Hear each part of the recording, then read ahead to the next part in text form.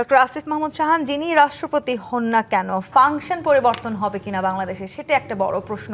মানে এই রাষ্ট্রপতিকে পরিবর্তন করা নিয়ে আমরা অনেক আলোচনা সমালোচনা দেখেছি। পরবর্তী যিনি রাষ্ট্রপতি নির্ধারিত হতে যাচ্ছেন তার মধ্য দিয়ে বাংলাদেশে একটা বড় পরিবর্তন আসার সুযোগ বা সম্ভাবনা কতখানি? নেই, কোনো ধরনের সম্ভাবনা নেই। কারণ আমরা বললাম তো, কারণ at the end of the day যেটা খুব ইম্পর্টেন্ট, আপনি কি প্রক্রিয়া ফলো করছেন, the process is very important. আপনি যদি হচ্ছে গিয়ে সিমিলার প্রসেস ফলো করে আশা করেন যে ডিফারেন্ট আউটকাম, তাহলে তো সেটা হবে না। আমরা যেইভাবে এগুচ্ছি, যেই প্রক্রিয়ায় এবং যেভাবে আমরা রাষ্ট্রপতি নির্বাচন করব, তো সেইখানে হচ্ছে গিয়ে আপনি আপনার এ ধরনের আশা করার কোনো কারণ আমি দেখি না। এবং আরেকটা জিনিস যেটা ব্যাপার আছে, এটা খুব গুরুত্বপূর্ণ একটা ব্যাপার, যে বাংলাদেশে আনফর্চুনেটলি আমাদের পলিটিক্যাল পার্টিসগুলো তাদের লেসন লার্নটা সবসময় হচ্ছে, এটা স্বাভাবিক, প্রত্যেকটা দেশেই হয় যে সবাই প্রত্যেকটা পলিটিক্যাল পার্টি তার ইউটিলিটি ম্যাক্সিমাইজ করার চেষ্টা করে। সেই ইউটিলিটি ম্যাক্সিমাইজ করতে যেটা নেগেটিভ অনেক সময় হচ্ছে গিয়ে সেটাকে গ্রহণ করে। আপনি যদি দেখেন পুরো বাংলাদেশের হিস্ট্রিতে 91-এর পরে একটা সময়ই শুধুমাত্র চেষ্টা করা হয়েছিল যে মোটামুটি গ্রহণযোগ্য একজনকে রাষ্ট্রপতি বানানো, সেটা হচ্ছে জাস্টিস শাহাবুদ্দিন আহমেদ 96-এর ইস্যুর সময়। তার কনসিকুয়েন্সটা কী হয়েছে? আওয়ামী লীগ বিট্রেড ফিল করেছে 2001-এর ইলেকশনের পরে। তারা যেটা আশা করেছিল এই রাষ্ট্রপতির কাছ থেকে, সেই যদি তিনি পালন করেননি, সে কারণে তারা হচ্ছে বিট্রেড ফিল করেছে এবং সেটার মূল্য ওনাকে চুকাতে হয়েছে।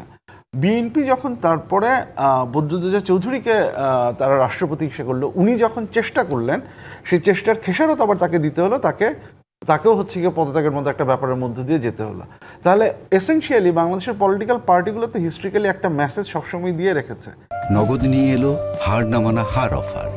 সর্বনিম্ন 10,000 টাকা রেমিটেন্স নগদে পাঠালে থাকছে স্বর্ণের হার জেতার সুযোগ।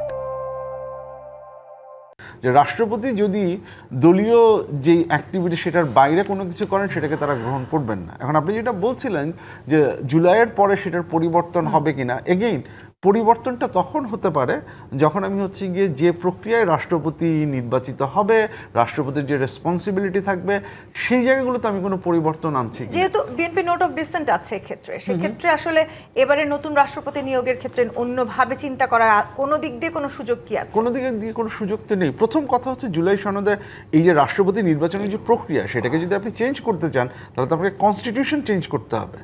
এখন পর্যন্ত তো আমরা কনস্টিটিউশনাল চেঞ্জের এই জায়গাতে যাইনি। এখন ধরেন রাষ্ট্রপতি যদি পদত্যাগ করেন, তারপরে যখন নেক্সট অধিবেশনটা বসবে, আমরা তো এইটা ঘটার সম্ভাবনা খুব কম যে কনস্টিটিউশন অ্যামেন্ডমেন্ট হয়ে রাষ্ট্রপতি নির্বাচনের প্রক্রিয়া চেঞ্জ করে তারপরে রাষ্ট্রপতির নমিনেশন হবে, নির্বাচন হবে, সেটা হবে না।